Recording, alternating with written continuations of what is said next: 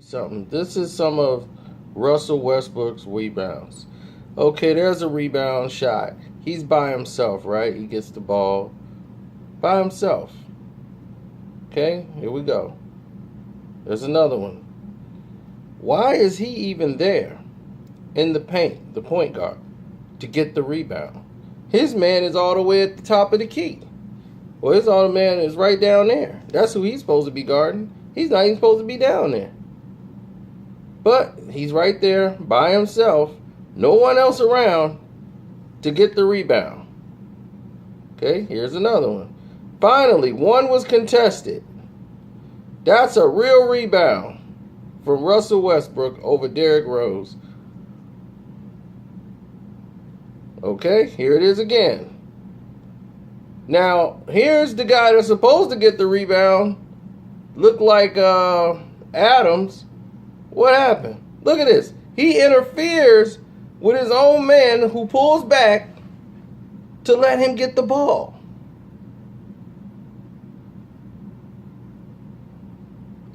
Listen, I like Russell Westbrook. I think he is one of the most valuable players in the NBA, if not the best player in the league right now, as far as offensively. Now, with that being said, he's playing for MVP. He wants to average a triple-double. That's why he's doing this. It's not about winning games. It's about individual accolades. He wants this trophy. He wants to stand out and say, I've arrived. No problem. Problem that I have is people who live in this now era, who want to put Russell Westbrook on the platform of an Oscar Robertson. Do you know why Russell Westbrook are getting these type of stats and numbers? It's because the game has changed. The defense is non-existent, as you just saw from the rebounds he gets. You guys don't watch the games. You watch the stat lines on ESPN and say, man, Westbrook went off. He got a triple-double again. Man, that boy cold. It's not taking nothing away from him, but it's very easy to get the rebound when you're the only guy down there. Oscar Robertson played in an era where there was basically no three-point. When he played, all the points was being scored in the paint. You had power forwards in the paint. It was a post game. So everybody, you got 3, 4, 5 guys in the paint throwing up shots. People are battling for the ball. So it's harder to get rebounds. So if you had a triple-double back then, it meant something. A triple-double today should be averaged by like 4 or 5 players. Everybody's shooting from the perimeter. You don't see anybody in the paint. And they want to compare these numbers to people who played when the game was real, and it's non-existent. You can't do that. It's so watered down that anybody could do what LeBron and them doing now, because you're seeing it. Everybody's averaging 20-some, 30-some. It's easy. Told you. To get 30-some points in this NBA, that's 8, 8, 8, and 8. You're averaging 32. Very easy to get in this league. It's like you score, I'll come back and score on you. Where's the dedication? I don't see it. Like I said, offensively, Russell Westbrook is hard to stop. The man is offensive juggernaut. He's hard to guard. What can you really do to him? He can't be stopped. And I mean, what more could I say about it? I just wanted to bring that to light.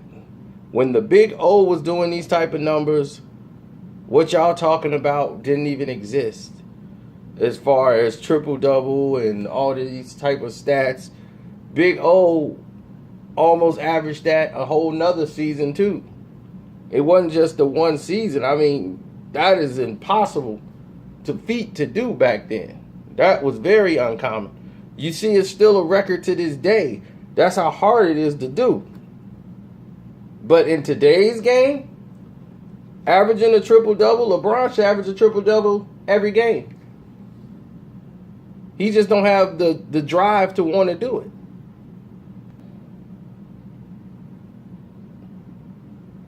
Look at that. You can't stop Russell Westbrook from scoring.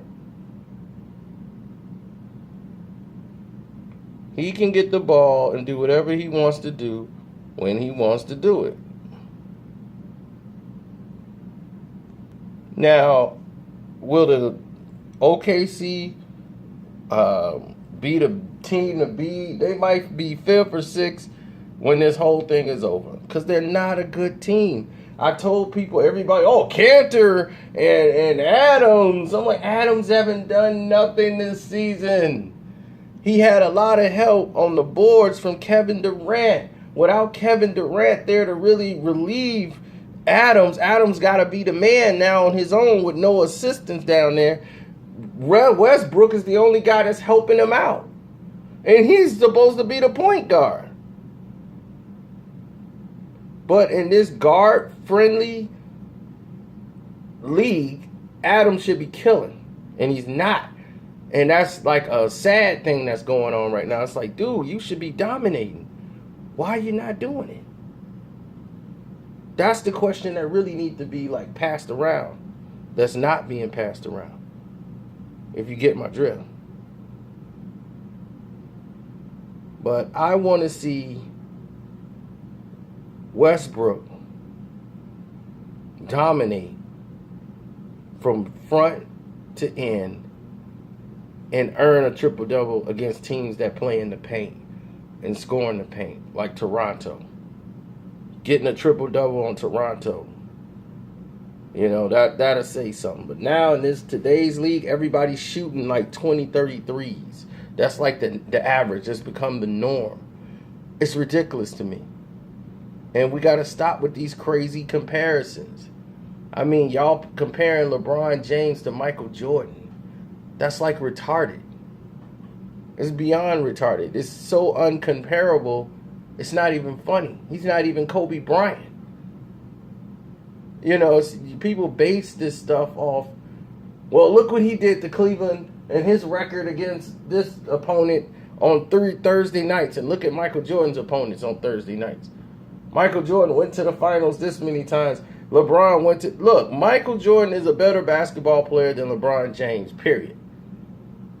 That's who determines who's the best. Right there.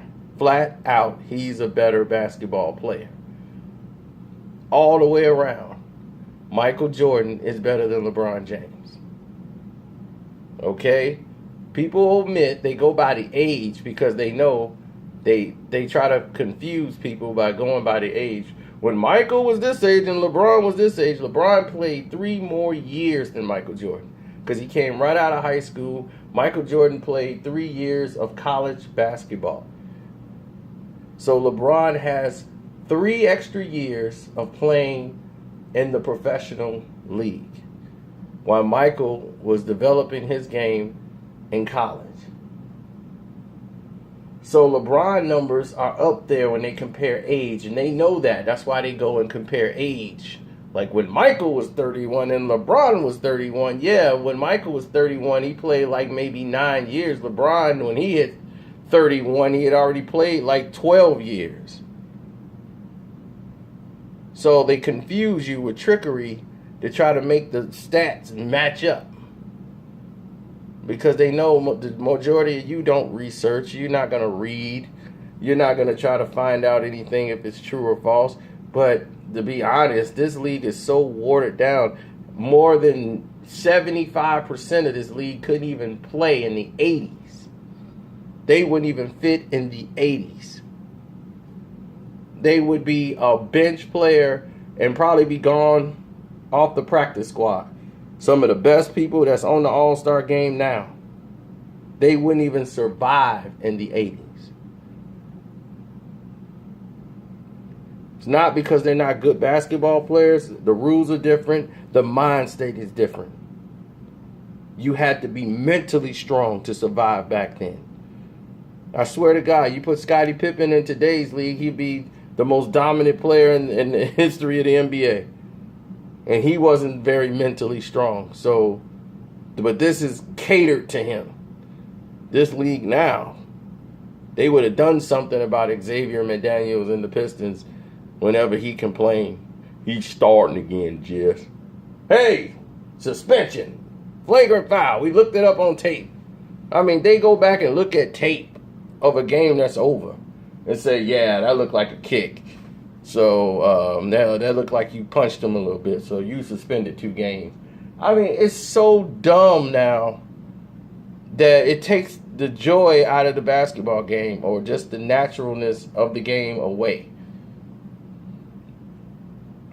But if Westbrook averaged a triple-double, will it be justified? Will anybody be excited? It's a good feat for him. But to put him in the conversation with Oscar Robertson, no. No doubt, no way, shape, or form would that put him in the conversation. Now, I love the way he played with energy and heart and all that stuff, but no way, shape, and form is he in that conversation. In my book, Oscar Robertson is the 2nd greatest basketball player to ever play. Period. Isaiah Lloyd Thomas III is number 1, followed by Oscar Robertson. So, on that note, it's your boy Carcino. I'm out.